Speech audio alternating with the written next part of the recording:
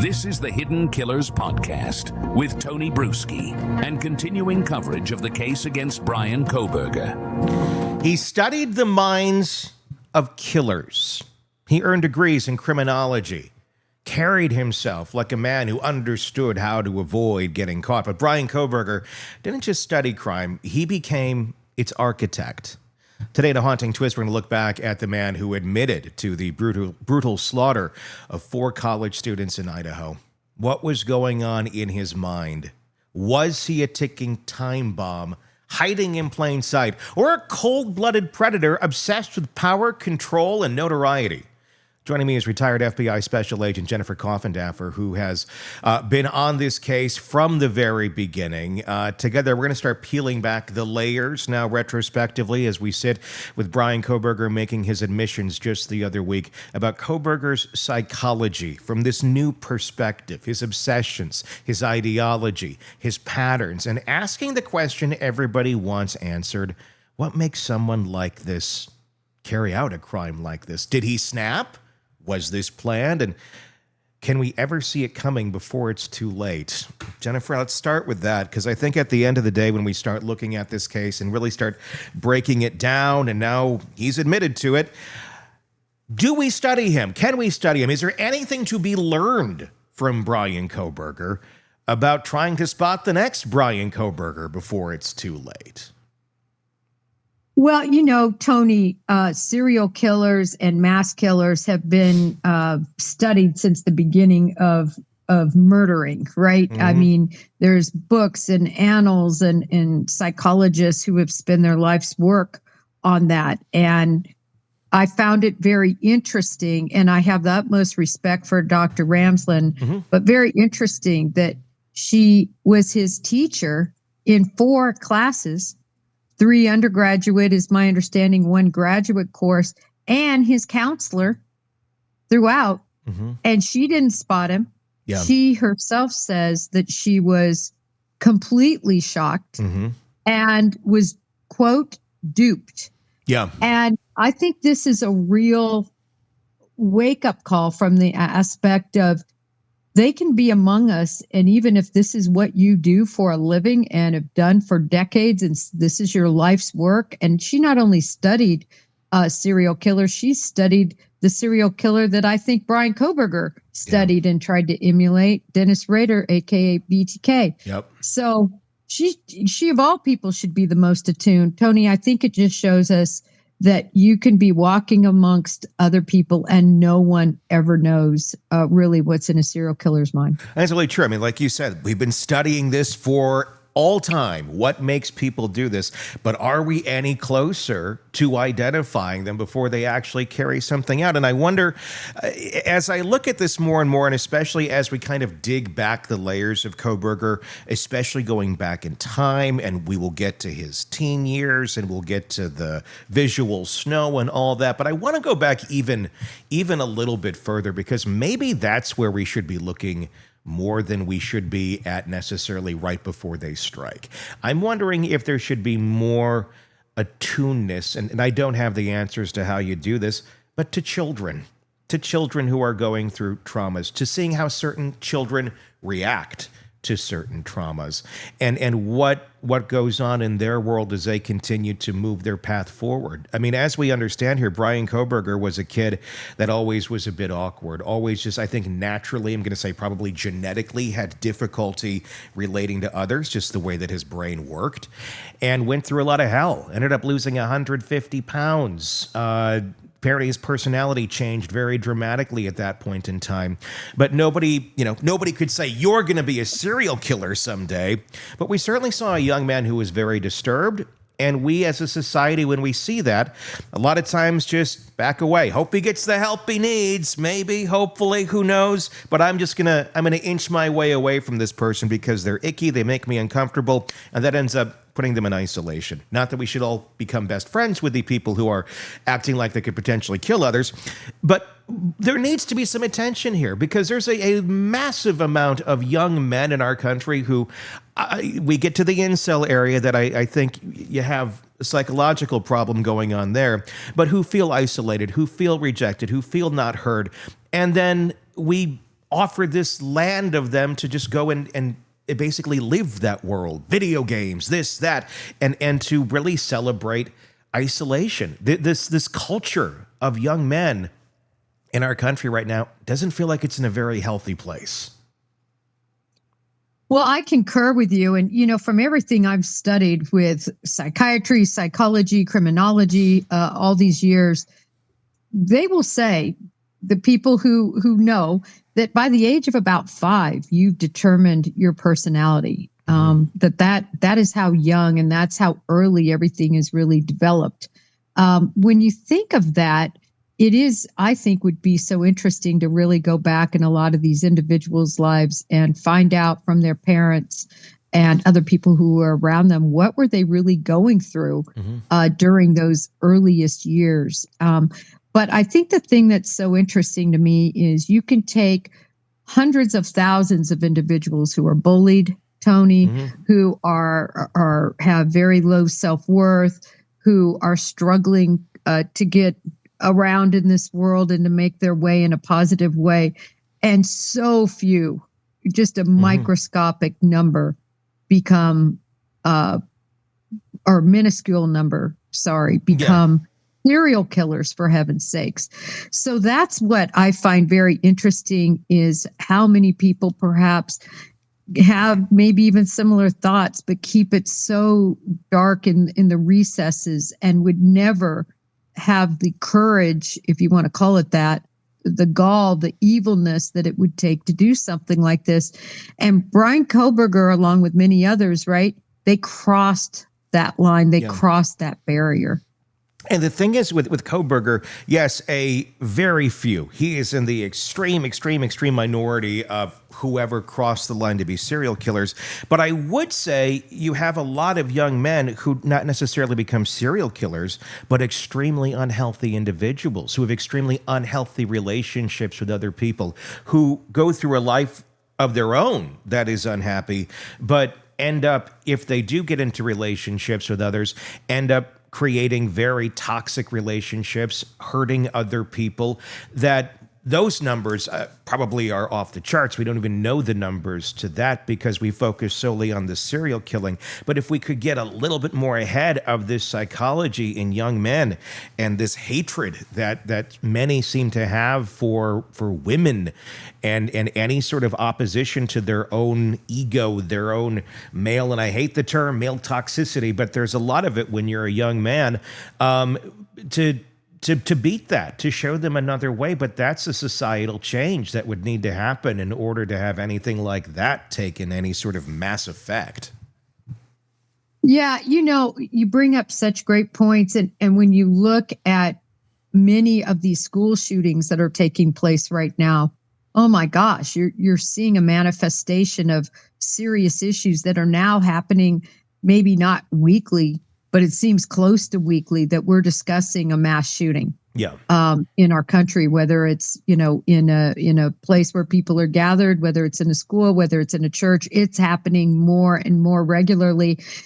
As somebody who is a Second Amendment right, supporter, I've always argued, and I've been able to show statistics to say, listen, you can't conflate somebody with having a school gun incident because a gun was found in their backpack, say, to somebody shooting up a school, and those numbers were getting all conflated. But now what I'm seeing, especially reporting on this, all the time, it's happening. It is real. And I think that's a manifestation of what you're saying there, where you have these young people who have no way to turn. They're not going to ever be famous. They're not going to be who they want to be. So they become infamous in this dark hole, and they take others down with them. I did want to note too, Bryan Kohberger, from his actions, isn't a serial killer, but many of us believe he would have gone on to kill others, and that psychologically he's a serial killer. I'm in that camp. I've always been in that camp.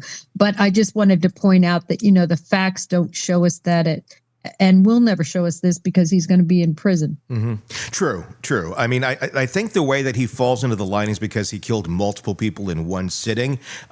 typically when we think obviously of serial killer, we think of, different places, different people, different times, but all in that one setting that added up to obviously 4 individuals who lost their lives. Let's talk a little bit about young people and fascinations with crime and weapons and extreme behavior. And now there's always been that. There's always going to be that. And in a healthy, calculated setting, okay. I mean, if you're out there, and I always say, I grew up in a hunting community in Wisconsin, so I get it. The kids would literally, they'd go out of school for a week to go hunting sometimes. Generation right before me, they'd even be able to bring their guns to school to go hunting after they left to go off to deer camp. Obviously, we don't live in that world anymore. But what do you say about kids who start getting an unhealthy fascination with the darker end of things when it doesn't seem to be like a familial role of, hey, dad, uncle, we go hunting, I have an interest in guns, more so they don't hunt at all, and I'm really getting an interest in guns because I've been playing a lot of Grand Theft Auto or watching a lot of TikTok videos about this sort of stuff. And then when that interest gets really strong at a really young age, yeah, you could have one who's interested in law enforcement, or you could have someone who's really interested in carrying out really devastating attacks on people because they feel slighted or they feel unheard.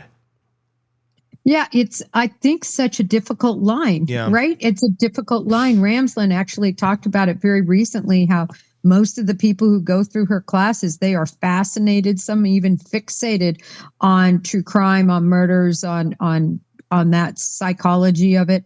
But the grand majority become prosecutors or in law enforcement. They don't become mass murderers or serial killers, right? Mm-hmm. So, that's the exact point you're saying. Mm-hmm. And I really think the only people that really know are the parents. Yeah. The people that are around them all the time. And sadly, I think we live in a world that switched over maybe after our generation of parents, and I'm included in this, where you have parents that aren't at home, where you have both parents working to make ends meet, to try to provide a better life than they had for their kids.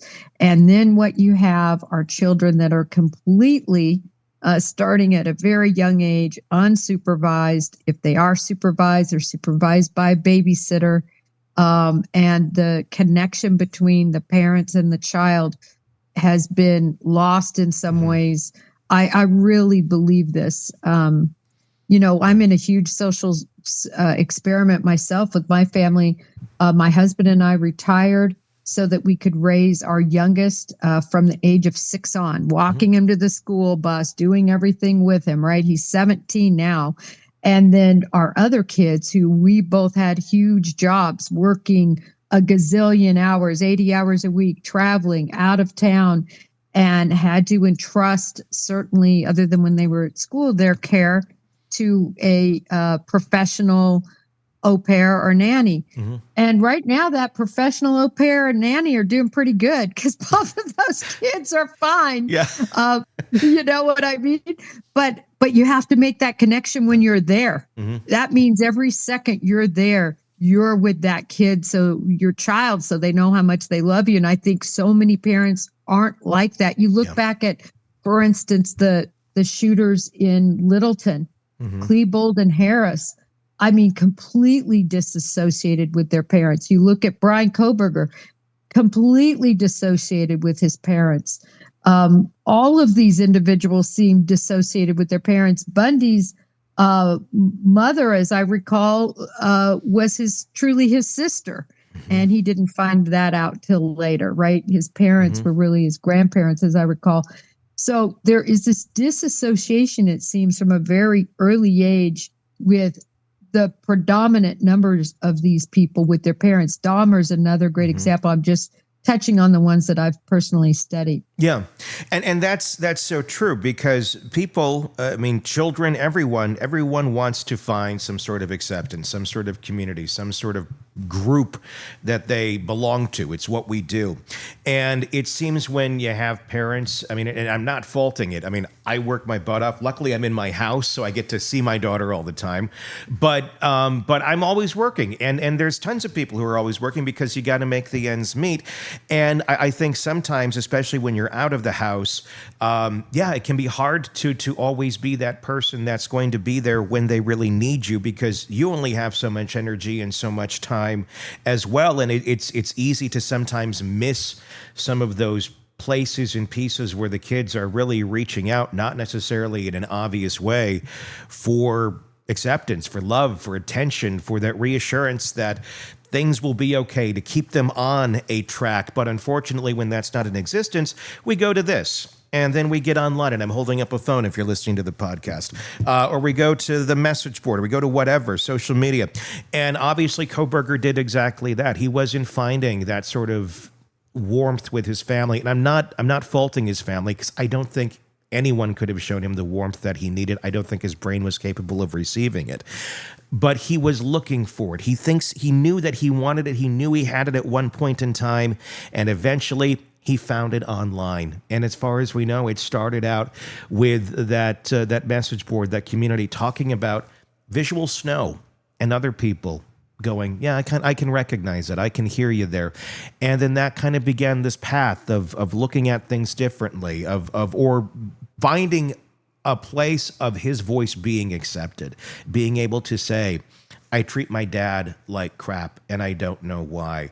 I feel like people are in meat suits, and all the things that he wrote about, just dehumanizing basically everyone around him. I don't think it was necessarily because he wanted to be evil, but that's how his mind worked. That's how he saw people from a very, very young age, and nobody knew it until eventually we look back at message boards 10 years later. I mean, people need to get in front of this. Parents need to get in front of this. But I don't know how on earth we change any of that. You have to rewire parents, or start teaching kids from a very young age, hey, when you get to be parents, you got to be looking out for this in your kids. I don't know how we get there. Yeah. And you know what? I like your point you're bringing up about when you look at many of the other siblings that were siblings of mass murderers and serial killers, they're all normal. Mm-hmm. I mean, from a standpoint of they're not going out and doing those types of crimes. So your point is well received. I think that's just how he was wired. I really believe the people that are this evil and this psychotic, they are wired that way. So it doesn't matter if they had the perfect, what in their eyes would have been the perfect world or not. They would have likely ended up this way. That's how I believe. I'm not talking about those in the gang life as an example. Sure, that's a different world. Yeah, it's a different world, but they end up doing the same sort of things. They really become serial killers. Yeah, they kill all the time in all sorts of different instances. They don't care. They have no empathy for life. So they also become serial killers, but I think they are made. These guys who come from, quote unquote, a pretty normal background with no red flags, their siblings are doing great. The normal issues you have, right? But, I know his parents went through a couple bankruptcies. His dad was, I think, worked not in the janitorial side, but in the mechanical side at a school.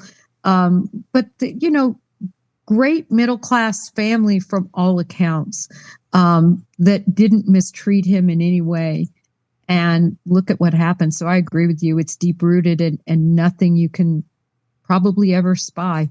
Well, and the thing is, what kind of resources exist for parents like this? And you have a kid, you got other kids, and everybody seems happy and healthy, and you're raising your son the same way. And I mean, that's just the assumption I'm making here. And he's just off, and there seems to be nothing you can do to fix or change this. Yes, there's psychologists. Yes, there's therapists. Very limited if you don't have a lot of money. And if you do, even then, still can be a bit limiting on what's out there in terms of an overall overarching, this is how we're going to function as a whole, as a society, to help you get where you need to go. It's very kind of one-off. Okay, for this 1 hour a week, we're going to talk over here and hope this is going to fix everything. That seems to not work very well with some of these minds. And as a parent, you don't have a lot of resources or anything you can do if you have a kid that has these sort of issues, other than, well, let's try and get them help. But quite often, you're just kind of got your hands tied and hope to God that the kid doesn't go do something horrible while under your watch. Yeah, it's such a low percentage, as we've discussed. Yeah. People who commit these types of crimes. Can it be spotted? I'm not really sure, because I think there's a lot of people who show dissociative and psychotic and narcissistic, and nothing's done with them, though. That's the thing. I mean, I think exactly. it's easy to be spotted. I don't think spotting is the problem. It's admitting there's a problem, I think, is the biggest problem in society. I could walk through a store today and probably go boom, boom, boom, boom, boom, and probably have a pretty high batting average. But at the end of the day, when you go and talk to those folks, what percentage even recognize there's a problem? What percentage, if they do recognize a problem, have any sort of solution or direction to get a problem? And how many have just kind of given up and said, well, that's who I am? I think those are probably the three main responses you'll get, and a lot of hopelessness and helplessness out there in society until things get really bad. We only talk about the ones that go and kill a bunch of people. We don't talk about necessarily the ones who are making life a living hell for themselves and everyone else, until people die or go off and get into other horrible things that are more so kind of one-offs and kind of not necessarily a direct factor of that sort of behavior, but more so an indirect factor of that behavior and the unhealthy way of living which so many people are living in. Yeah, no, you're right, Tony. But I guess what I'm saying is, of all those people, of the millions of people likely that have these issues that we're discussing, Sure. almost none decide to, shoot up a school or become a serial killer. So that's the issue, right? In other words, they're living this horrible existence, and the people around them are having to tolerate it or to put up with it. But because it never usually gets out of control from that standpoint of the physical violence, it's sort of ignored, and then it just carries on. It does. It's just, it carries on in different ways that cause trauma for the living in such high numbers. And that's where I feel like we don't, if we got more control of that group and that chunk of the population, we'd have less of them popping up and really popping out of that kettle of popcorn and going and doing horrible things. The rest of them stay in the bowl. Some of them pop out. But how can we get them so they don't have to everyone doesn't have to be living in this life? I don't have the answers to it, but obviously we have a societal issue going on there. Let's talk about the some of the online presence. We talked about his early on, the writings, the visual snow, things of that nature, which add that to a mind when you start trying to understand visual snow and what someone in their life is going through if they're suffering with this. I just saw the doc last night that you were in, and Howard Bloom is in, the one on Peacock, the Idaho murders. And I thought they did a really interesting piece on visual snow, where just the hell that must be if it kind of comes on at a different point in life, where it flares up and gets worse. I can't imagine trying to go through life and not be irritated and not be on edge with everything. If this is how you're always seeing things, then you have the issues with the ears ringing that can come into play. And then, hey, go be a productive member of society. He got pretty far academically in life for having those sort of ailments.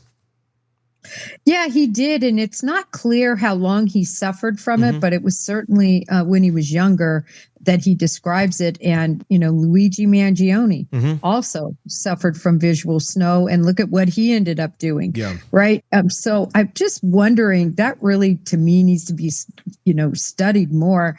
And I think people who aren't our age or older, that have seen the television when it snowed out.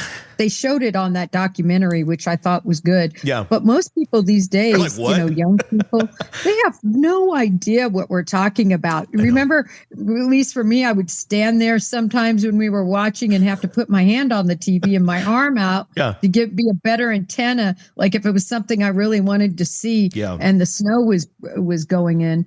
But yeah, imagine living that kind of life. And I keep wondering how many other people that have turned to murder had visual snow. Did they even really understand it? I think sometimes if you live your life a certain way and every day you wake up and you're in snow, that becomes so normalized, probably. It probably would. But at the same point, I would imagine that would be debilitating to a certain extent. And I mean, gosh, I just couldn't imagine. I mean, it would be a form of torture. It would be like being locked in a cell and you're being played Britney Spears over and over, whatever it may be. But it's coming from your mind, and that's, I take the Britney Spears, I think, over the visual snow. Let's go back to another piece of the online, I guess, lore, if we could say. And I'm really curious to get your opinion now that we are sitting here and we do not know the answer to this. I don't know if we will know the answer to this. Papa Rogers, what do you think? At the end of the day here, I mean, we got the image. We know he's the one who did it. The image of Papa Roger was the one that looks a lot like Kohberger. Obviously, there's the Rogers reference to the incel.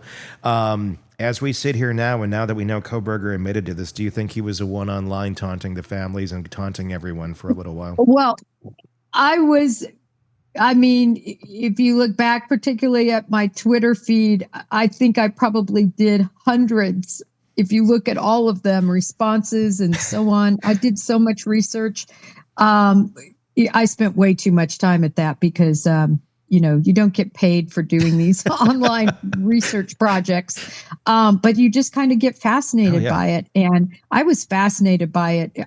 I always said the reason that to me it was like a wow moment just for me was studying these individuals and realizing the Dennis Raiders, right? Writing in, as you know, to KTV and to the different newspapers, the Wichita Eagle and Beacon. That was their format to be able to rub in the face of victims, to terrorize the society, and to taunt police. That's what they used, right? Typewriters, letters, all the different Zodiac Killer, many others that use that. A floppy disk they didn't know was going to be traced back to him. To his church, right? His church. With BTK. Yeah, exactly.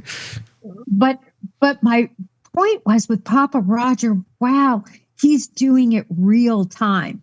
Like he is real time doing it on his keyboard. The minute he gets a thought, he's taunting police. He's saying he knows. And there were so many things, the sheath was left behind. He absolutely wrote the script. If you followed him, oh, by the way, don't look at the car. That's the wrong direction. No need to look over here.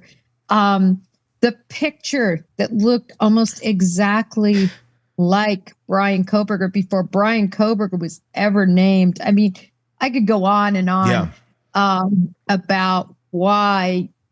Let's just put it this way. There was probable cause to believe it was Bryan Kohberger. Then beyond that, his writing style, that was something, though, that gave me pause.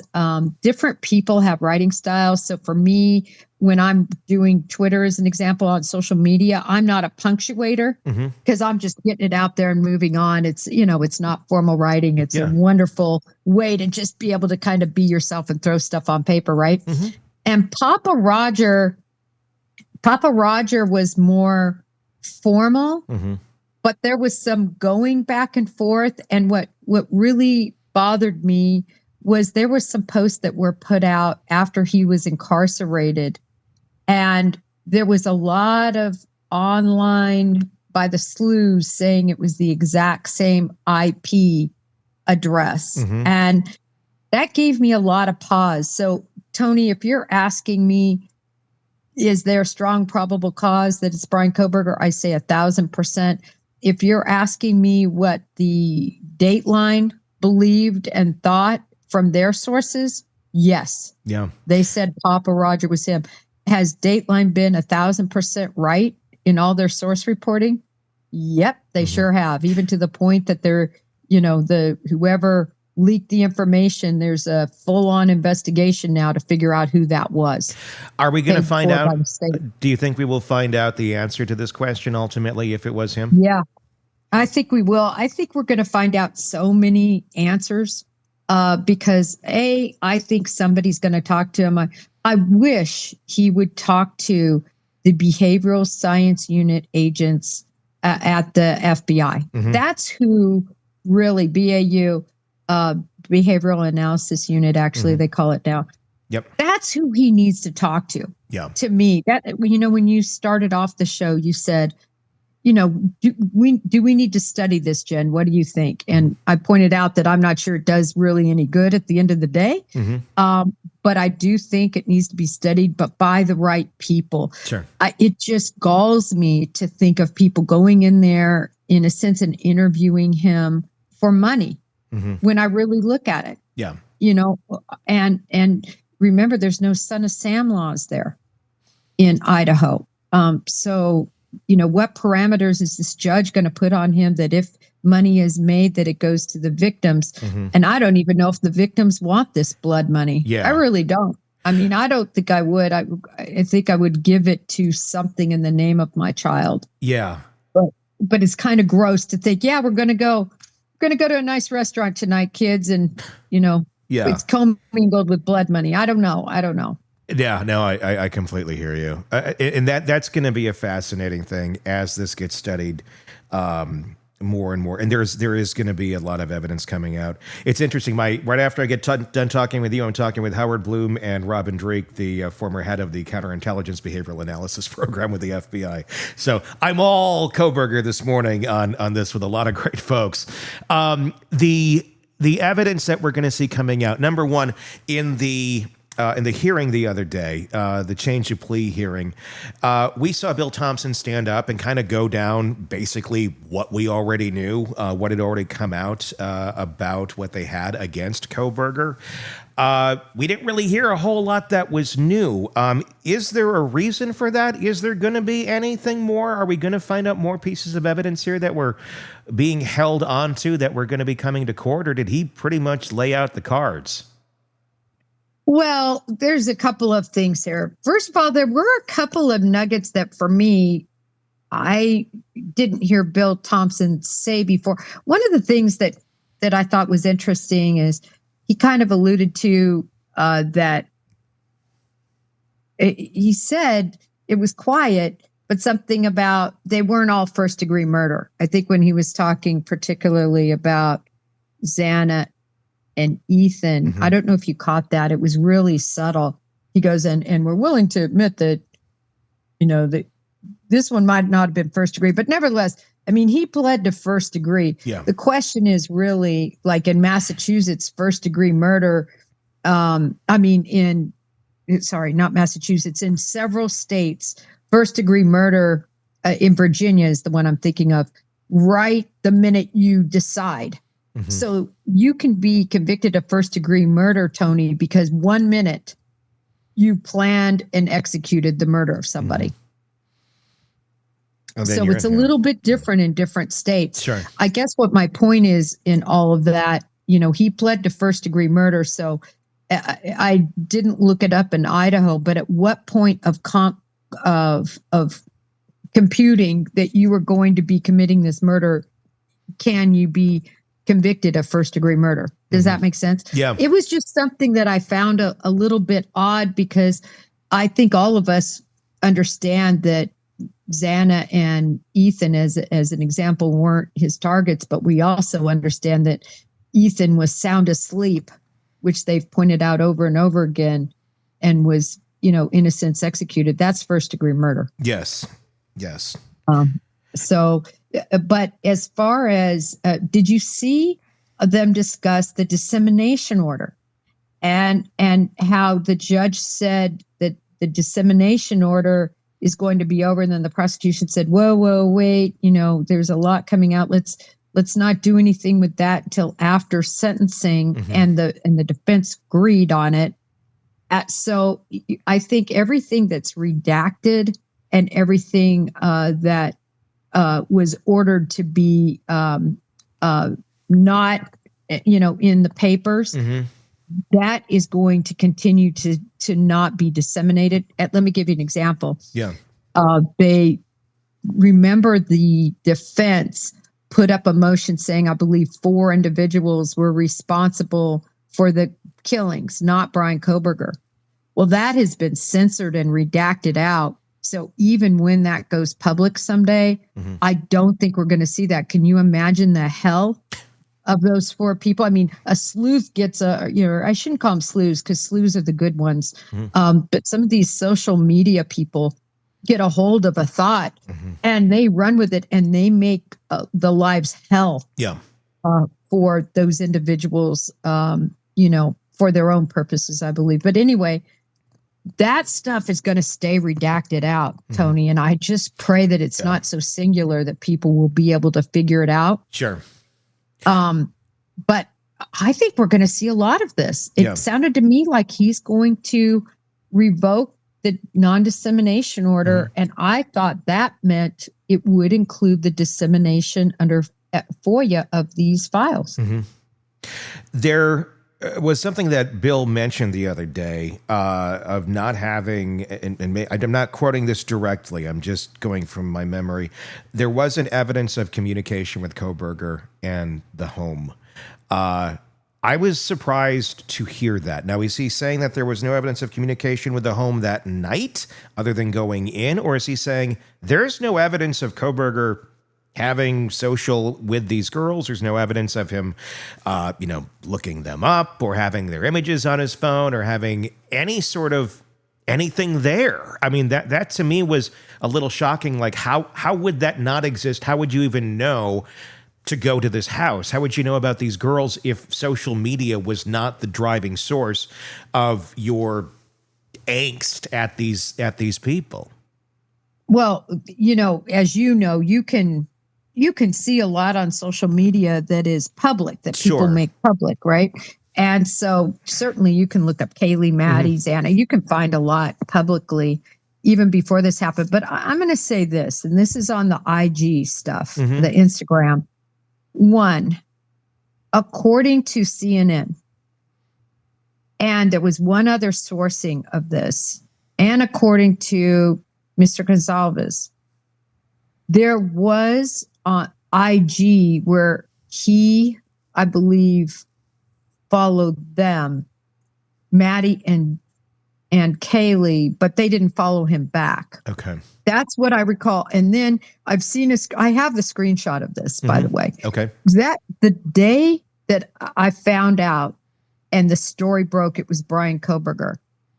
I will never forget this. The first thing I did, like I always do, is I'm like on Instagram and TikTok and, all the social medias trying to see any links. Yeah. That's the first thing I do. And I was in a position because I found out so early, right after it happened, I sent it out. And I saw what the IG, I screenshotted it. And I still have it. I'm happy to send it to you, Tony. Yeah, I'd love to see it. And this is between only Maddie and Kaylee, that he was following them, and not that they were following him. Okay. Under his name. And under Bryan, I think it's Bryan _Kohberger doctor. Okay. Or PhD, something like that. Yeah. And so I screenshot it. Anyway, everything ended up disappearing shortly after that. And then, I'm always very apprehensive on any of this stuff because of IA, because of, all the fraudsters that lure.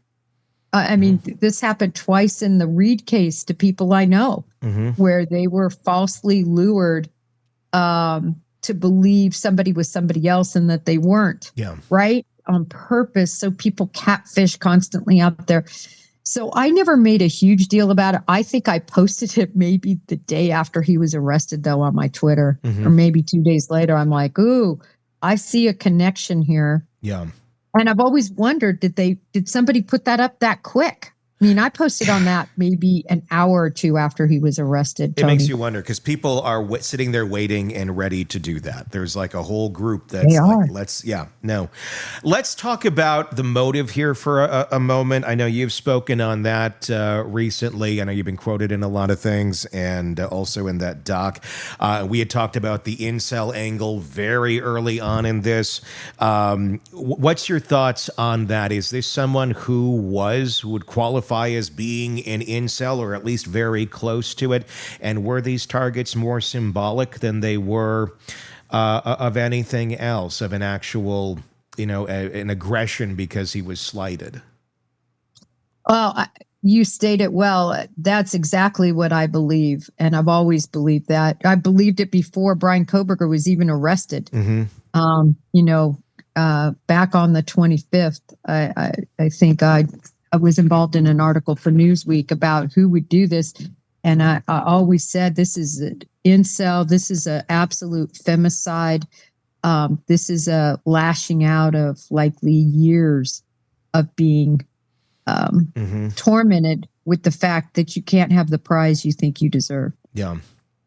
And I mean, with that being said, with it being that, I mean, where do you get the signs on that, other than just his behavior that we've heard about? Do you think there was something else? Do you think there's another piece of this that we're not aware of? Because we know a lot of incels, they're in communities, they're online, they're in boards, and obviously, as far as we know right now, but again, there's that seal, he wasn't involved in that sort of stuff. But I don't necessarily know that you need to be in a community to have that way of thinking.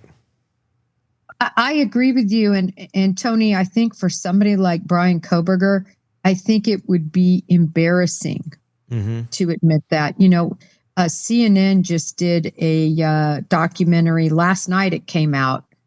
It wasn't very well publicized, but they just did one on him. And they interviewed somebody I had never seen interviewed. I watched it. It's about 2 hours long, on one of his buddies that was friends with him through middle school and early high school, as I recall. And he said that Bryan Kohberger was the type that couldn't get anybody, but that would always say he could get everybody. Oh, yeah, that'd be easy pickings for me, or things like that. He said words to that effect in the documentary from last night. And I thought that was very interesting. So it's sort of a compilation of all of that, right? Yeah. We see him as being so confident, even when he's pulled over by the female police officer, how he commands that situation. I'm not sure he really gets over on her, but he sure takes control, of that, even that small window of a situation we saw over a woman. But really, when I look at it, look at the K-bar knife. It's a killing machine. Yeah. It's not meant for any other purpose than killing animals and or people. It's a military knife. It's a SWAT knife. It's a knife meant to kill. Yeah. And he chose that knife. And that, to me, was so premeditated on the importance of being able to completely mutilate whoever he was going after. Yeah. This wasn't going to just be, a pocket knife stab. Yeah. He was going to finish the business in a very brutal way. The other thing is, Tony, when you think about people who choose to stab, I mean, he could have chose to strangle. He could have used a gun, which, those aren't personal. The strangulation would have been very personal. But to me, it's about wanting to get messy.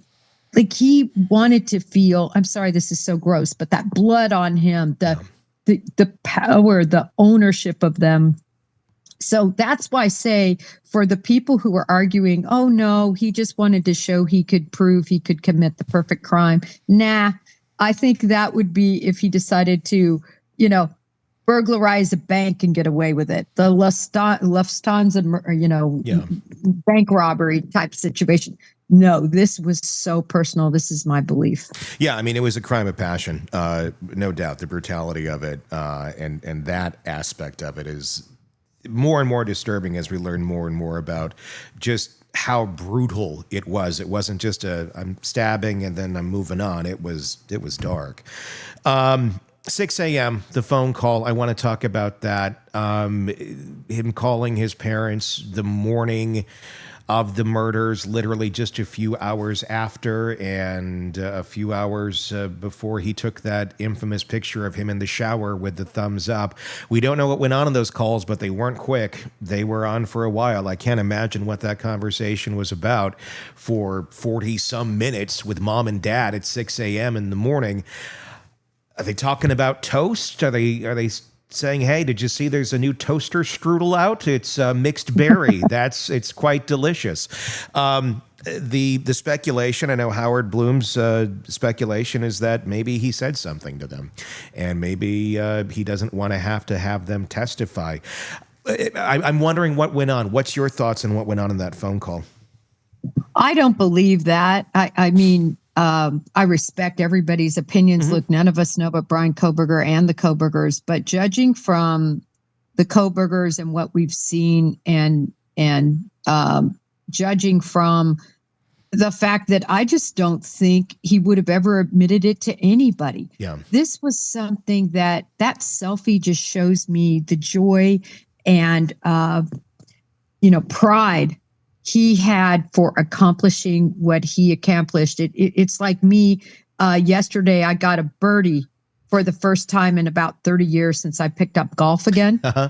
I had such brimming pride. I took a picture. I wanted the golf ball in it. I saved my card. I was pretty excited about that birdie. That's what that picture showed to me. And I think he's very personal about keeping it within him. I don't think he would ever want to tell his parents. I don't think he told his parents. Mm-hmm. Now, do I think he called up and had, was probably feeling top of the morn? Like, hey guys, doing great. I just want to I could see them talking about their upcoming plans for him coming there. I think it was a very cathartic moment for him, but not where he would have disclosed what he did. I really just don't think he did.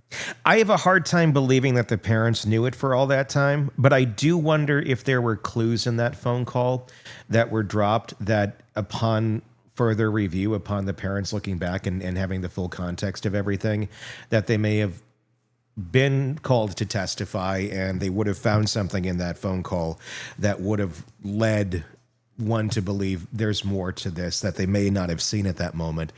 And just the fact that then his parents would have to be there and be the ones that are putting another nail in the coffin would be difficult for them. But that also has to assume that Bryan Kohberger has some sort of empathy for his parents.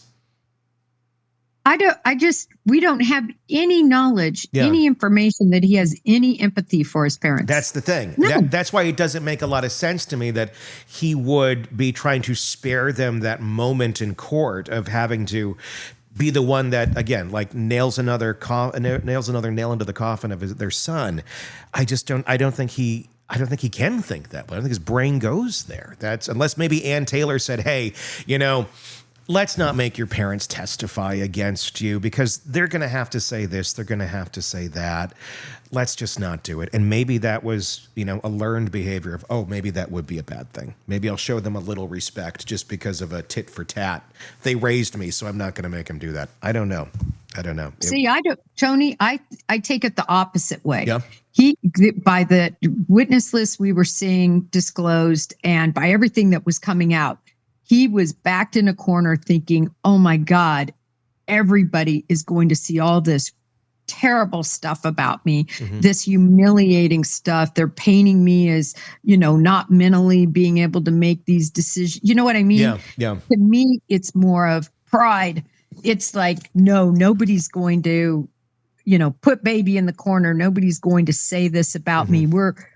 We've exhausted every chance of winning here, and I'm not going to be humiliated in open court on all of these fronts with all these people getting up here.